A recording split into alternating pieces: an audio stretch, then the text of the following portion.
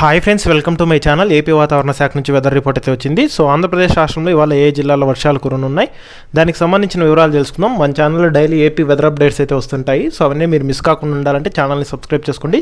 అలాగే చాలామంది వీడియోస్ చూస్తున్నారు కానీ లైక్ చేయట్లేదు. మీరు ఎన్ని లైక్స్ చేస్తే నాకు అంత సపోర్టివ్ ఉంటుంది, వీడియో కూడా ఎక్కువ మందికి రీచ్ అవ్వడం జరుగుతుంది. దానివల్ల వీడియోలోని ఇన్ఫర్మేషన్ ఎక్కువ మందికి తెలిసే అవకాశం అయితే ఉంటుంది. సో ఇక లేట్ చేయకుండా టాపిక్ లెక్క అయితే వెళ్ళిపోదాము.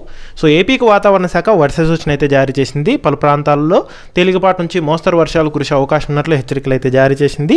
దక్షిణ మధ్య మహారాష్ట్ర నుండి ఉత్తర అంతర్గత కర్ణాటక మరియు తెలంగాణ మీదుగా కోస్తాంధ్ర వరకు సగటు సముద్ర మట్టానికి 1.5 కిలోమీటర్ల ఎత్తులో ఒక ద్రోణి అయితే కొనసాగుతోంది. దక్షిణ ఛత్తీస్గఢ్ నుంచి ఈశాన్య బంగ్లాదేశ్ వరకు సగటు సముద్ర మట్టానికి 0.9 కిలోమీటర్ల ఎత్తులో ఏర్పడి ఉన్న ద్రోణి బలహీనపడింది. ఇక వీటి ఫలితంగానే ఏపీలో ఇవాళ ఉత్తర కోస్తాంధ్ర, దక్షిణ కోస్తాంధ్ర, యానం, రాయలసీమ జిల్లాల్లో తేలికపాటి నుంచి మోస్తరు వర్షాలు లేదా ఉరుములతో కూడిన జల్లులు కురుస్తాయని, అలాగే బలమైన ఈదురుగాలు కూడా వీస్తాయని అయితే తెలిపింది. ఉరుములు మెరుపులతో కూడిన వర్షాలు కురిసే అవకాశం ఉన్నట్లు వాతావరణ శాఖ అధికారులు హెచ్చరికలు అయితే జారీ చేశారు.